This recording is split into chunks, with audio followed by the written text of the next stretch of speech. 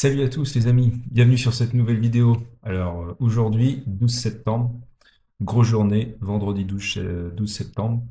Euh, un petit point tout d'abord sur cette valeur. Ça fait un petit moment que j'ai pas fait de vidéo.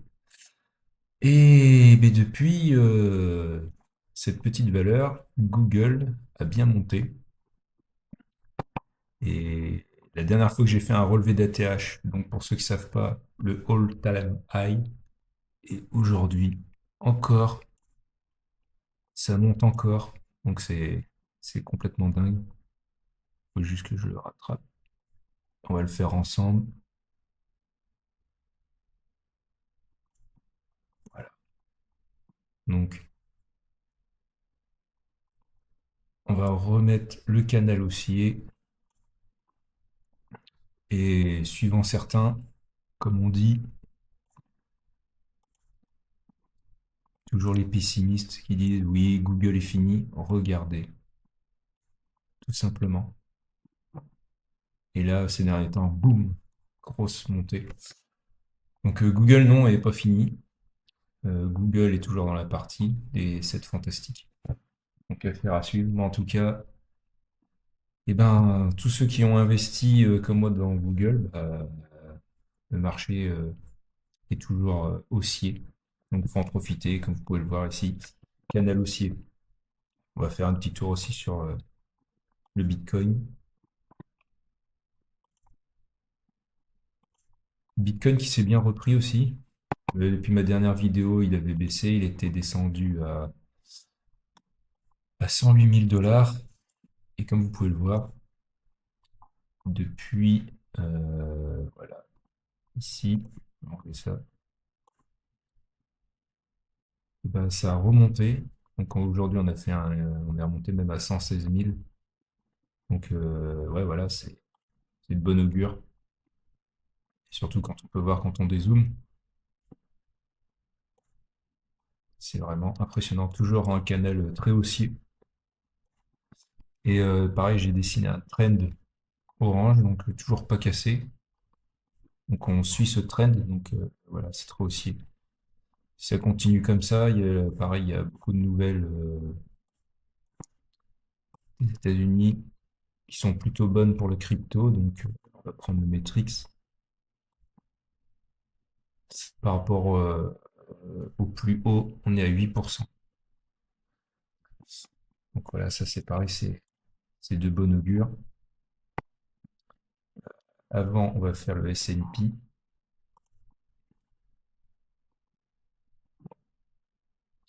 On verra après le 440 ici, on voit qu'il baisse.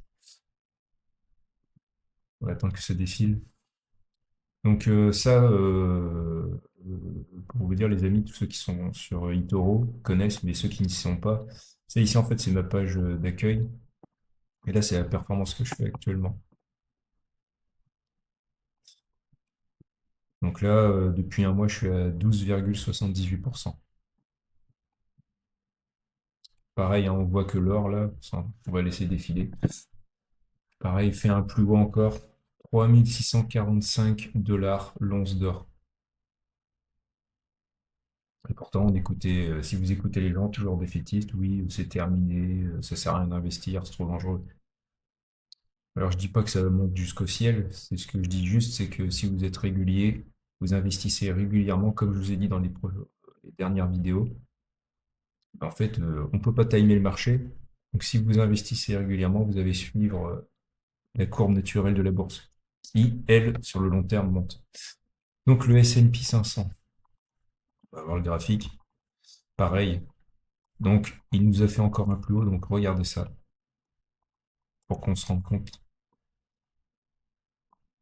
Depuis, on va prendre le plus bas, depuis le 11 octobre 2022, il n'a ne cessé de monter. À part bien sûr ici où il a fait une baisse par rapport au tarif de Trump. Et sinon, tout de suite, il s'est repris. Et donc là, encore aujourd'hui, à l'heure actuelle où je vous parle,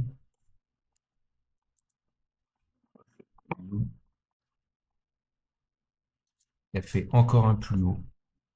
On va le faire ensemble. Ici,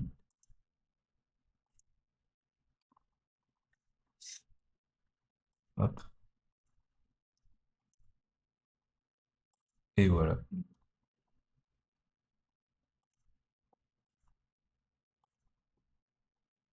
Donc ça, c'est le all-time high.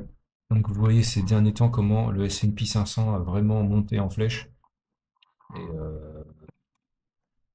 hier, il est monté, si on prend la bougie, ouais, quasiment ouais, 1%.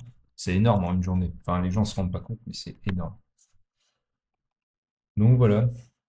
Donc, tous ceux qui investissent dans des ETF S&P 500 passivement, bon bah voilà, ça suit son cours, ça monte tranquillement. Voilà. Donc c'est l'objectif, hein. Pour tous ceux qui investissent comme moi sur le long terme, bah écoutez, tant mieux. Et maintenant, on va voir le 440. Alors, on va voir que c'est pas du tout pareil. C'est pas du tout pareil, mais c'est pas non plus catastrophique. Donc là, j'ai fait un trend ici tout simplement parce qu'on voit que ça range. Bon là, c'est un peu monté, mais là, c'était les tarifs douaniers de Trump. Donc bien sûr, le marché mondial avait fait un mini crack ici. Donc on va voir si on casse par le bas ou par le haut. Mais en attendant cette note de la dette française à 22 heures ce soir, et la crise du coup politique que nous avons en France, ben, je pense pas que ça soit de très bon augure d'investir sur le marché français. Je pense qu'il faut attendre encore. Parce que si ça baisse, vaut mieux que vous achetiez des actions à la baisse sur le 440 que maintenant. Voilà. Donc à voir dans les prochains jours ce que ça va donner. En tout cas, on est dans l'attente. On est dans l'attente, les amis, pour savoir exactement ce qui va se passer. Qu'est-ce que je voulais vous dire d'autre? Oui, là, justement, en parlant de la dette française. Donc ça, c'est les obligations de la dette française sur 10 ans. Et on voit, donc à l'heure actuelle, on est ici, hein, 3,50.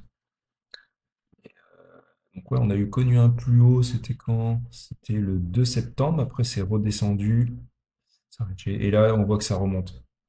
Donc là, c'est très simple, hein. Si ce soir à 22 heures, il y a une dégradation de la note, bon bah là, il y a fort à parier que ça en remonte encore. Et on peut voir depuis le mois de mai, on est dans un canal haussier, donc c'est pas bon du tout pour la dette, pour nous, tous les Français qui payons cette dette, euh, qui est colossale et du coup qui est de plus en plus, enfin vous voyez les médias, de plus en plus lourde à porter. Et à voir, mais c'est pas trop de bon augure. Pas trop de bon augure. Et je voulais vous montrer ça aussi. C'est sur Twitter, réseau social Twitter. Il y a Eric Dor qui a mis un truc très intéressant. Je voulais vous le partager. C'est en gros par rapport à la note des pays. Donc nous, on est en AA-. Et regardez bien. Donc ça, c'est la notation de Fitch et déficit public en pourcentage du PIB. Donc vous voyez, nous, on est AA-. En 2024, moins 5,8%. En 2025, moins 5,7%. Et les prévisionnistes disent qu'on sera à moins 5,7%. En gros, à moins 6.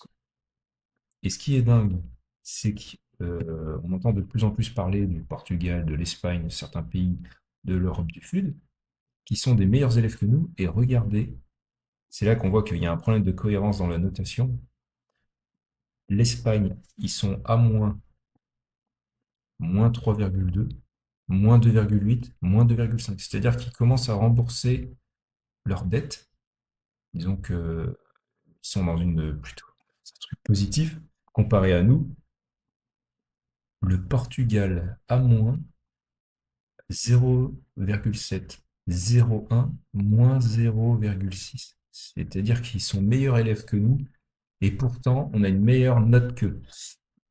Donc je pense fortement que à un moment donné la note sera dégradée et potentiellement certains analystes le disent qu'il pourrait y avoir une crise financière en France, peut-être qui va du coup découler à une crise européenne. Donc à voir.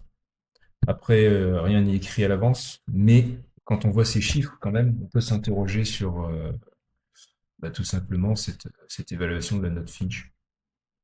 Est-ce que c'est bien crédible ou pas? Mais en attendant, la France, ce qui est sûr, ne mérite pas son double A-. Sachant que si on est déclassé et que les deux autres agences de notation dégradent la France, ça risque d'être très très très compliqué. Donc à voir les amis. En tout cas, pour finir sur une note positive, eh ben, le marché américain monte, le marché chinois, le marché mondial monte.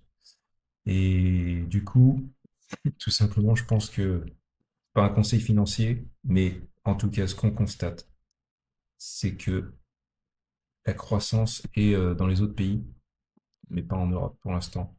Donc voilà. En tout cas, je vous souhaite une bonne journée, un bon week-end et à bientôt pour une nouvelle vidéo. Salut!